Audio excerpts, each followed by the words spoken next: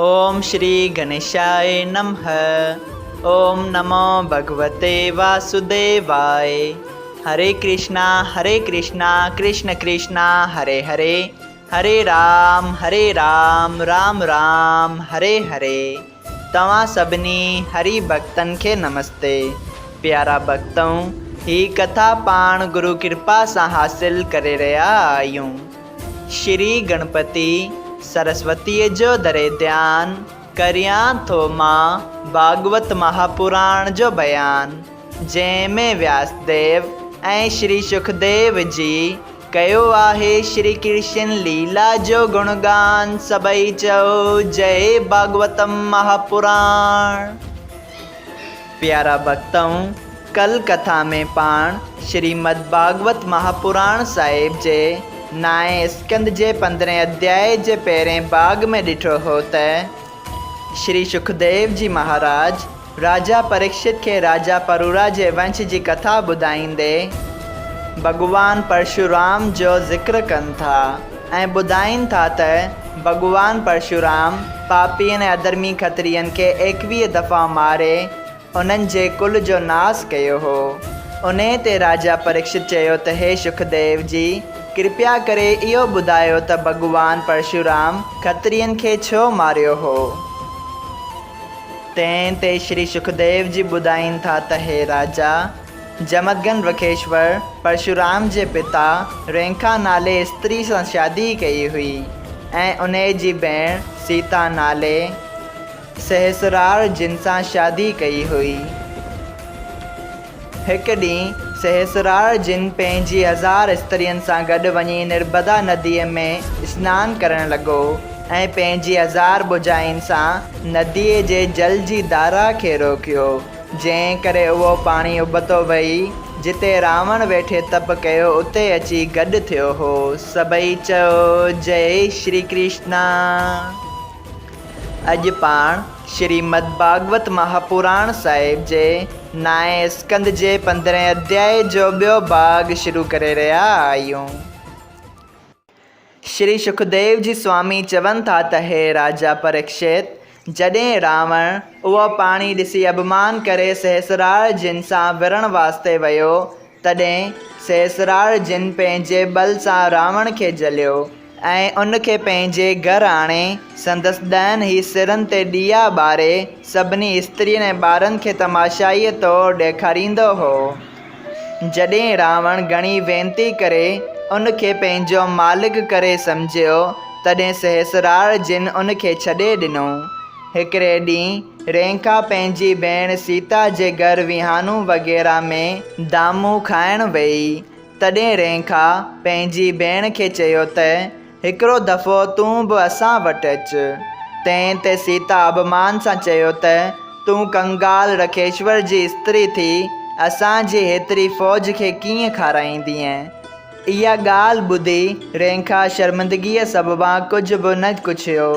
जॾहिं हू घर मोटी, तॾहिं उन जमदग्न पंहिंजे स्वामीअ खे चयो त तव्हां हिकिड़ो दफ़ो मुंहिंजी भेण खे घुराए फ़ौज समेत महिमानी करियो त मुंहिंजी शर्मिंदगी लहे। सीता मूं खे अहिड़ो तानो हयो आहे। जमदग्न चयो त परमेश्वर जी कृपा सां महिमानी करण का मुश्किल ॻाल्हि न आहे। नारायण जी तुंहिंजी इच्छा ज़रूरु पूरी कंदो। सो हिकिड़े ॾींहुं सहस्रार जिन शिकार कंदो उन जंगल में जिते जमदग्न वृखेश्वर जी कुटिया हुई उते फ़ौज समेत वञी पहुतो। उन्हनि ॾींहंनि में कामधेनु गऊ रखेश्वरनि जे आस्थान ते हुई। जॾहिं जमदग्न पंहिंजी स्त्रीअ जे चवण सां सहस्रार जिन ऐं 17 खोणियूं फ़ौज जा साण वठी तिन सभिनी खे घुराए कामधेनुअ जे प्रताप सां दिलि घुरियो भोॼन खारायो। तॾहिं सहस्रार जिन पंहिंजे मन में वीचार कयो त जमदग्न जंहिं गांइ जे प्रताप सां लखनि आदमियुनि खे अहिड़ो चङो पदार्थ भोॼन करायो आहे, सा गांइ रखेश्वरनि खां वठणु घुरिजे। इहो वीचार करे राजा जमदग्न खे चयो त ए रखेश्वर, अहिड़ी गांइ तव्हांखे रखणु न घुरिजे। इहा गांइ राजाइनि वटि हुअणु घुरिजे।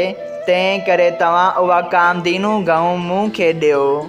जमदगन जवाबु ॾिनो त ए राजा, इहा गांइ मुंहिंजी न आहे। मां इहा देवलोक खां पिनी वठी आयो आहियां, वरी उते पहुचाईंदसि, तंहिं करे तोखे ॾेई नथो सघां। इहा ॻाल्हि ॿुधी सहस्रार जिन कावड़जी जॾहिं अधर्म सां उहा गऊं खसे पंहिंजे मुल्क ॾांहुं मोटियो, तॾहिं कामधेनु भॼी जमदगन वटि हली आई ऐं रखेश्वरन खे चवणु लॻी त ए जमदगन, मुंहिंजो कहिड़ो अपराध आहे जो तूं मूं खे राजा जे सुपर्द कयो। तॾहिं जमदगन चयो त ए कामधेनु, राजा तोखे ज़बरदस्ती वठी पए वियो, सो मां छा करियां। इहा ॻाल्हि ॿुधी कामधेनु 10,000 सूरवीर पंहिंजे बदन मां पैदा कया। जॾहिं उन्हनि सूरवीरनि राजा सां युद्ध कई, तॾहिं सहस्रार जिन उन्हनि खे पंहिंजे बल सां लड़ाईअ में जीते कामधेनु गऊ खसे वियो। इहा हालत ॾिसी जमदगन परशुराम पंहिंजे पुटु महाबलीअ खे, जो उन वक़्तु कुटिया में कोन हो, तंहिं खे पुकारे चयो त ए पुटु, सहस्रार जिन कामधेनु असांजी कुटिया मां ज़बरदस्तीअ सां खयों थो वञे, तंहिं करे उनखे वापसि मोटाए वठी अचणु घुरिजे ऐं अधर्म जो मुक़ाबिलो करणु घुरिजे। इहा ॻाल्हि ॿुधी परशुराम कावड़जी अकेलो ई कुशुमतीपुरीअ में वञी पंहिंजी भुजाइनि जे बल ऐं कुंवारे सां राजा सहस्र बाहु खे संदसि 900 पुटनि ऐं 17 खोड़ियुनि फ़ौजनि समेत मारे कामधेनु गऊ खे पंहिंजे पीउ वटि वठी आयो। तॾहिं जमदगन रखेश्वर उदास थी परशुराम खे चयो त ए पुट, तो चक्रवर्ती राजा खे मारियो आहे, तंहिं करे शास्त्र मूजिबि तोखे पाप लॻंदो।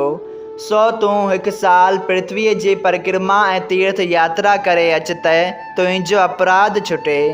असां ब्राह्मणनि खे खिम्या करणु घुरिजे ऐं खिम्या करण सां भॻवान प्रसन्न थिए थो। दया करणु ब्राह्मण जो धर्म आहे। इहा ॻाल्हि ॿुधी परशुराम तीर्थ यात्रा करण लाइ हलियो वियो। सभई चयो जय श्री कृष्णा। श्रीमद् भागवत महापुराण साहिब जे 9 स्कंद जो 15 अध्याय संपूर्ण थियो।